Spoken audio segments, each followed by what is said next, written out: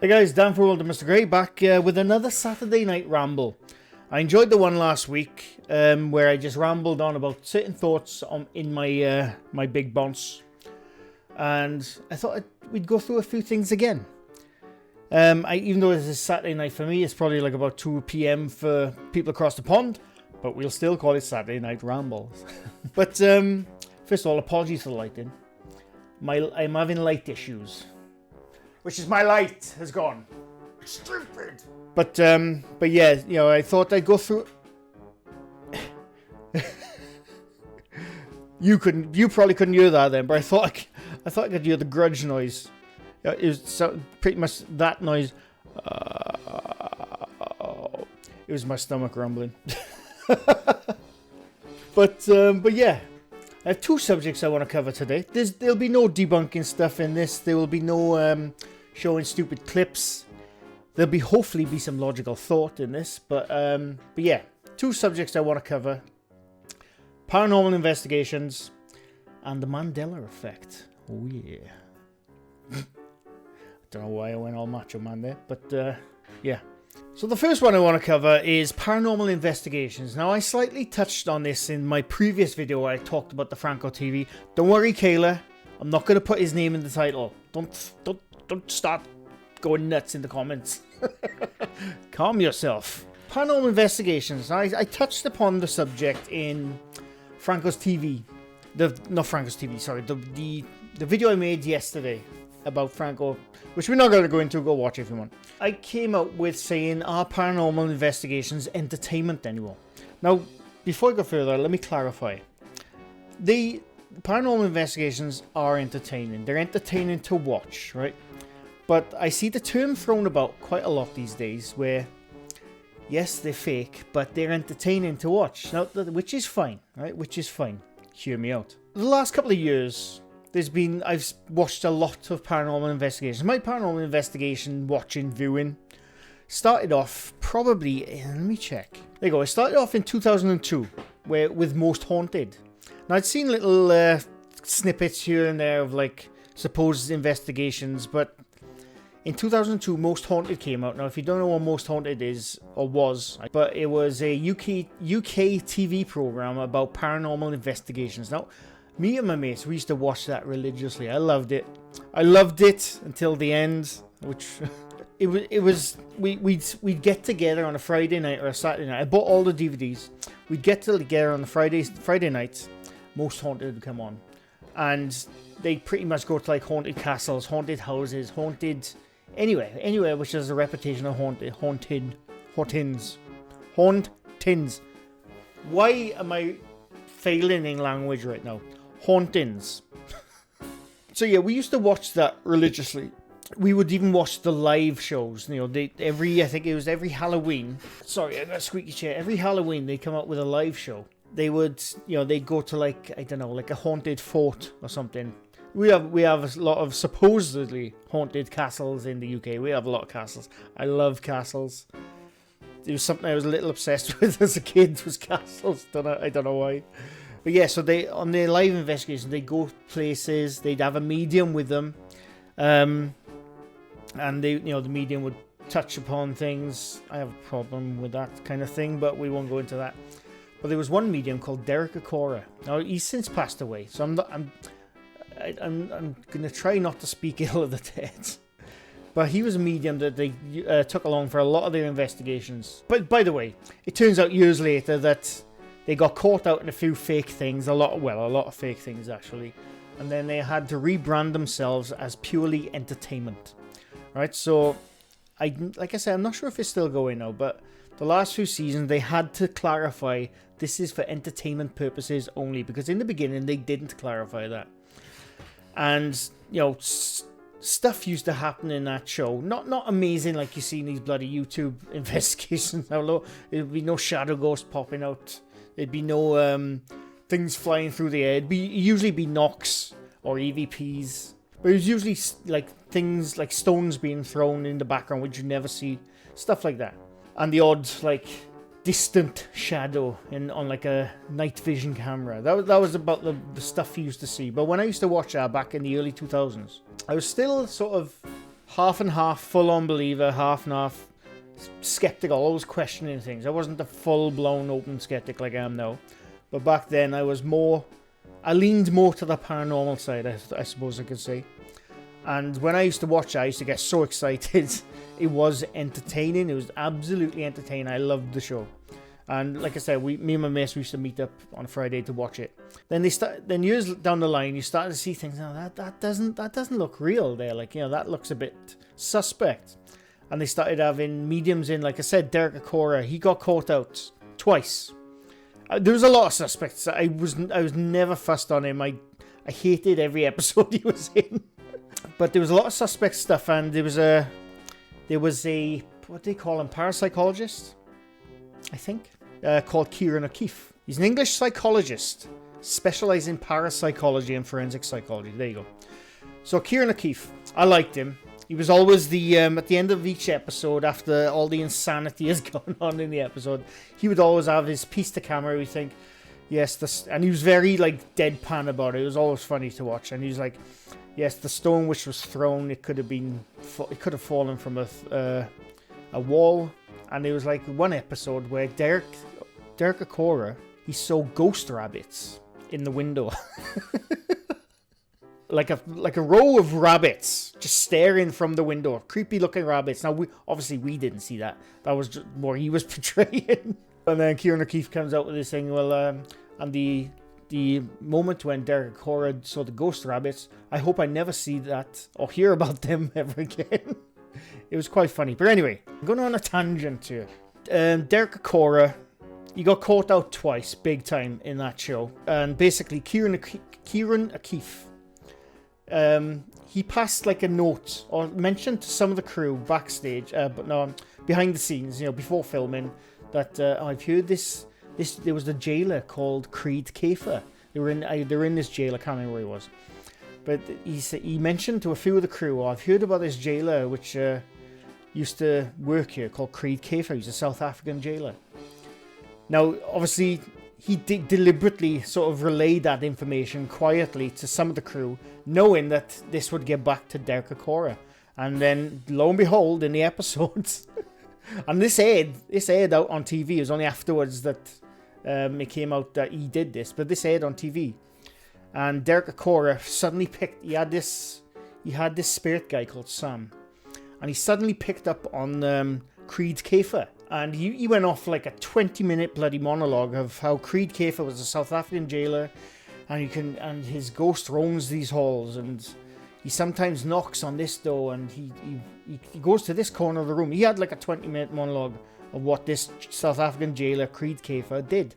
Turns out didn't exist. Creed Kafer was completely made up by Kieran O'Keefe, and it was an anagram of Derek Faker. Now, when that came out, I totally bought that story, because I was always skeptical of Derek Acora, which I am in that sense anyway when it comes to that kind of thing. But when that came out, it's like, oh shit, well, what about all the other stuff which has been going on in Most Haunted? And then it was not long after that, another episode aired in the same series, again with Derek Acora being caught out by Kieran O'Keefe. Kieran O'Keefe was a sneaky bugger, but it needed to happen. You know, this is how you test things. He needed to test it, and he found out that once again Derek Acora came up with this. Oh yeah,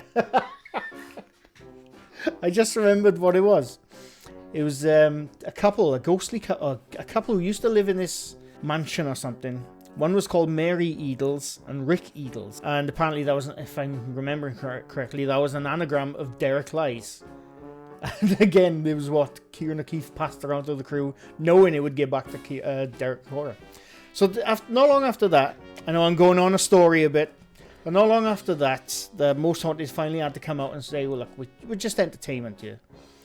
So it was not long after that I started becoming way more skeptical to where I am now. And like with YouTube now, there's about 1,000 different paranormal investigators. Like I've said this time and time again, there are legit paranormal investigators out there. Doesn't mean they find anything, but there are legit people who go out and don't fake anything and genuinely try to go out to try and find something. There are, right? Like I said, I don't know if they do find anything, but at least they go with an open and honest opinion on what they're doing. But then you get others, like the usual suspects, the Florida crew, who go out and they put... It doesn't matter if they says entertainment in the bloody title or in the description or in the small print right at the bottom of all their bloody Patreon and sublinks and whatever. Entertainment, no longer entertainment. If you are, in my opinion, Paranormal Investigations now on YouTube are no longer entertainment. And by that, what I mean is they are entertaining, but they're blurring the lines between reality and entertainment. And this is what I was trying to hit on with that Franco TV video yesterday. Where does it end? Where does it end? Now, you can watch a Paranormal Investigation now today, even on normal TV, even Ghost Adventures. Ghost Adventures, I used to love Ghost Adventures. And then every single bloody episode, Zach Bagans got possessed. Aaron would bloody feel something or get freaked out, which is funny. Don't get me wrong, it is bloody entertaining. Where does the entertainment begin and the real life investigation start? Because I don't think it's there anymore.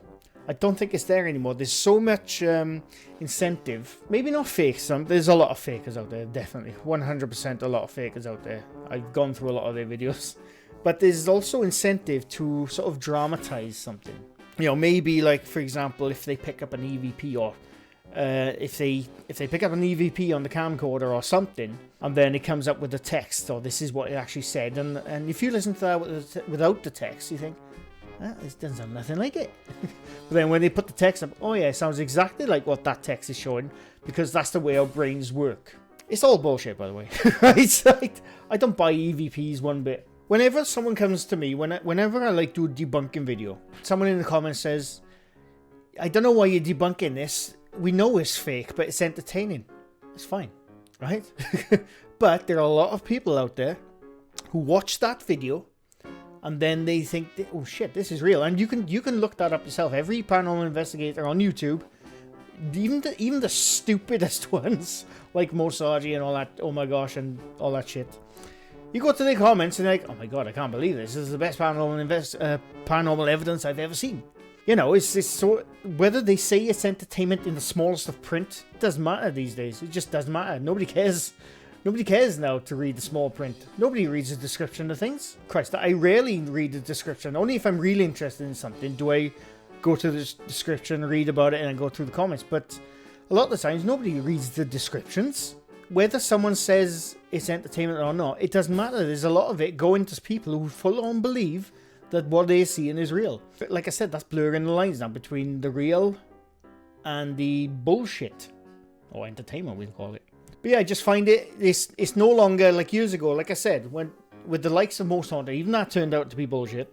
But when that started, and I think, what was our other one? Taps? I can't remember when that came out. But anyway, when all those like TV shows started, the majority of people found it to be real. No, I don't mean real as in everything happening on screen was real, but what I mean is a lot of people think, oh shit, this is real. You know, I can't believe this. Why ain't scientists investigating this? But as we've got further down the line now, especially with YouTube, name one paranormal investigator on YouTube which you think is 100% legit. And by the way, doesn't find anything. Doesn't have shadow peeping from around the corner. By the way, I don't believe any of those bloody real. Those shadow things poking around their heads around the corners are full of shit, if you ask me. I don't believe a single one of those. If someone sees a shadow in the background, I don't believe any of those, by the way. I think it's always either the crew member or they're deliberately doing it, or it's someone in the background in the building. I don't know. Name one paranormal investigator which you think is true. Let me know in the comments, by the way. I'm genuinely asking. Because I always get asked. I've been asked this many times in the comments, and I try to answer as best I can. Are there any videos that you think are legit? And right now, no, I don't. And I've seen a lot. Because part of what I do with this debunking stuff, I watch a lot of videos. It takes up a lot of my bloody time. I haven't seen one legit thing I've thought, oh, that's real. Not once. And like I said, I don't mean that every single person on YouTube is fake. That's not what I'm saying. Like I said, there are legit people out there trying to find something. But myself, right now, I have not seen anything which I can think that's real. Because just think now, if I did, that would change my whole mindset. That would change my life if I thought one of those were real. By the way, I'm fully open. I'd love for all that. I'd love for all that stuff to be real. I'm fully love everything like that to be real. I'd love the afterlife to be real. Everything like that. But I only follow factual evidence. And unfortunately, YouTube videos are not factual evidence. No, to date, right now, I have not seen one which I can think that's real. Not once. I've found a lot of videos which I can't explain, definitely. But I will have an opinion on it, and I think it's done that way. I think it's someone in the background doing that, but I just can't prove it. There's many videos like that, but not once have I seen one where I think, this is real. And that is because the incentive is there now to make an entertaining video. And there's nothing wrong with that. I wouldn't want to make a video where I'm just droning on like this, talking about my day. I had a cheesecake the other day. It was nice. Then I had bacon. It was nice. You know, would you want to watch that video? I didn't have a cheesecake, mine. I'm really bloody disappointed. But yeah, you know, there's a high incentive to make an entertaining video. Because one, nobody would watch your videos. I can fully understand that. Why would you want to make a boring video? And then two, there's the monetary value. I monetize my videos. I make nothing off them, right? But apparently it helps the algorithm. I don't know if that's true, but I do monetize my videos. When you get into like the hundreds of thousands of subs, that money matters. That money matters. So if you make like a ghost video and it, and it gets a lot of hits, and then you make another one, and everyone's like, oh, I can't believe that shadow ghost you found in the previous one. I hope I see that again. Wink. You will definitely see that again in those videos. You know, it's just, and I've noticed as well, in some of the paranormal, I'm going on now. I wanted to talk about the Mandela Effect, but I'm really going on about one. There's almost like a signature ghost for certain paranormal investigators. See, I don't want to bloody mention it now because I already done a video on him yesterday, but Franco TV. I'm not going to put his name in there, don't worry. Don't worry, Kayla. But Franco TV, his signature ghosts are shadow ghosts in the background, or what was it in his earlier videos? Musical box. He'd always find a musical box. And then you got the haunted side, which I keep getting asked. Can you have a look at it? I will. I have seen some stuff. I just can't quite nail it yet. But the haunted side, a couple of times they've caught like not a shadow ghost, but like a faded out white silhouette of a ghost. I have my theories on what that is, but I won't go into them right now. And then you'll have obviously others. They do the shitty old 3 a.m. challenges, gone wrong, gone sexual, gone haywire, gone Arnold Schwarzenegger. I don't know where I'm going, but you know what I mean. There's a high monetary incentive to make those videos, and you do notice when you watch a lot of videos, you do notice certain paranormal investigators have certain signature ghosts you will only find in their videos. You won't find in any other video. Like the Bismillah dude. What's his name? Adventure Alley? That's one of them, but there's like about 5 of them going now, I think. You'll always see... By the way, those videos are bullshit. I've debunked them twice before. There's no point going through them again. They're absolute bollocks, right? So don't even pretend to think that they're even that slightest in real. They're not. But those ones, their signature ghosts are what they call the jinn. And again, they're the shadows in the background. The shadow walking past... Or the ghost behind him when he's shining the torch in the mirror. That's, you will, if you look closely and you really think about it, a lot of these paranormal investigators have their signature ghosts. And it's something I noticed a while ago. And like I said, if you look hard, you will notice it too. I've no idea where I was going with that. But yeah, that's my thoughts on paranormal investigators. Now, I was going to go into Mandela Effect, shall I? I'm 20 minutes in already. Yes. But anyway, moving on. Now, the second subject I'd like to talk to, hopefully I don't take too long to do it, is the Mandela Effect. Now, if you don't know what the Mandela Effect is, you probably do, because you probably watch a lot of the videos I watch. But the Mandela Effect first came around in 2010. It was by a woman by Fiona something, or Phoebe something. I can't remember. I did look it up, but I can't remember.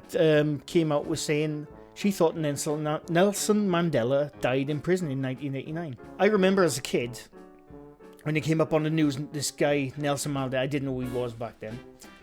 But this guy, Nelson Mandela, was coming out of prison. And if I remember correctly as well, I was in... Where was I? I was in junior school. We actually had like a sort of an assembly to commemorate Nelson Mandela. Commemorate, is that the word?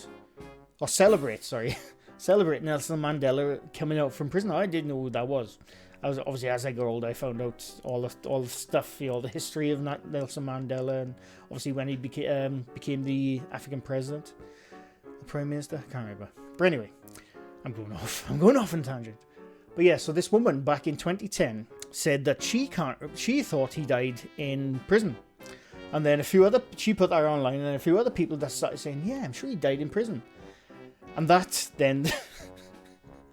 And I don't know where this bloody theory came from. I don't know if it was from that woman or from someone else. But they came up with the theory that the people who thought Nelson Mandela died in prison are from an alternate reality. That's crazy talk.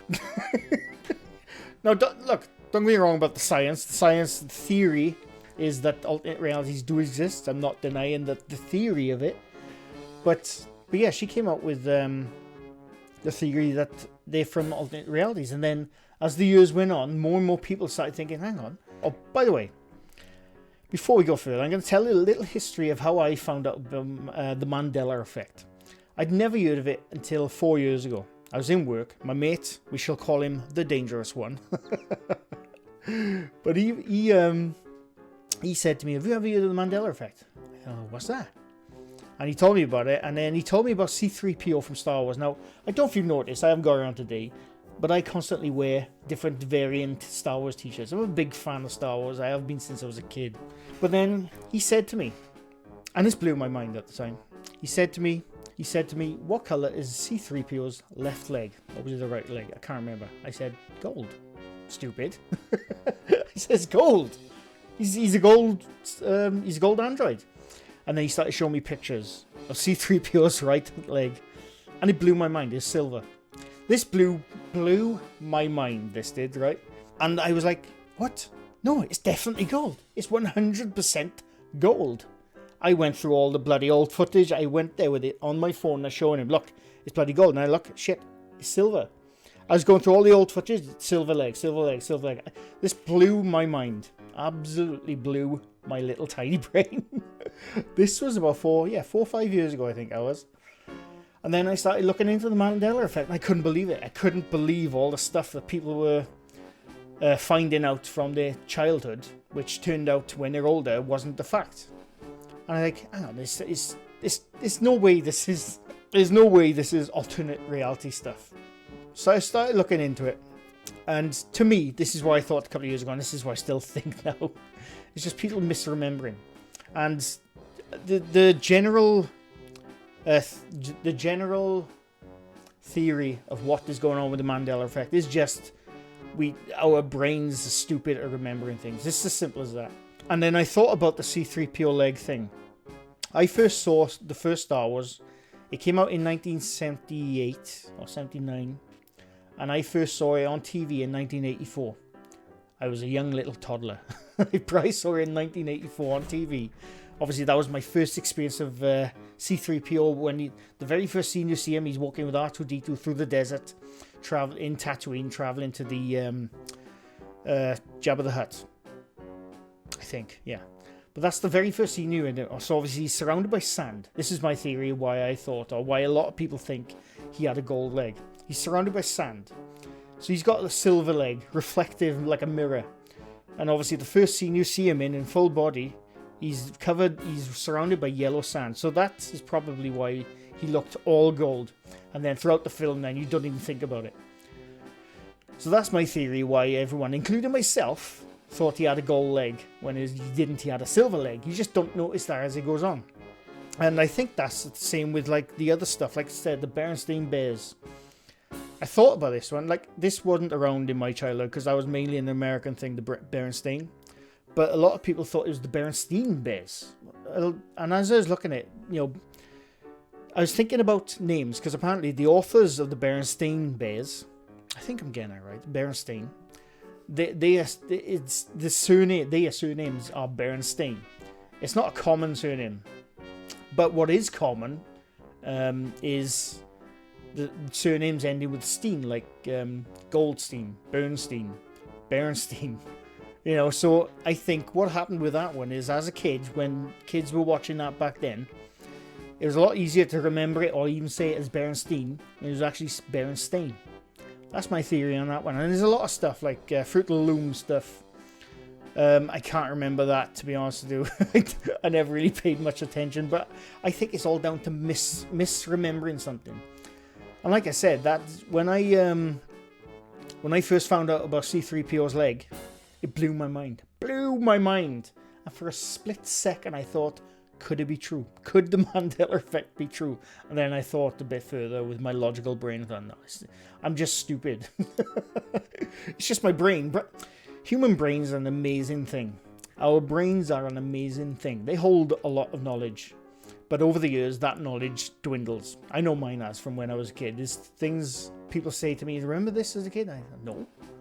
And then they'll start saying this, that, oh yeah, I remember. Completely forgot. So that's my theory on the Mandela Effect. It's no alternate reality. It's just misremembering things because we are stupid and human. And I have rambled for way too long tonight. But yeah, I hope you enjoyed. That was my little Saturday night ramble. I'm going to try and do these ones off quite often. Other stuff ain't going to change, but I do like putting out my thoughts to you. What's rattling around in my little tiny brain. And yeah, so let me know what you think about what I've talked about today. And also, did you see it? Did you see it? You probably did. But anyway, I hope you enjoyed. Leave a like if you liked the video. Leave a sub if you're new to this channel. I do these kind of videos quite often. And yeah, that's it. I hope you enjoyed. Thanks for watching. Bye for now.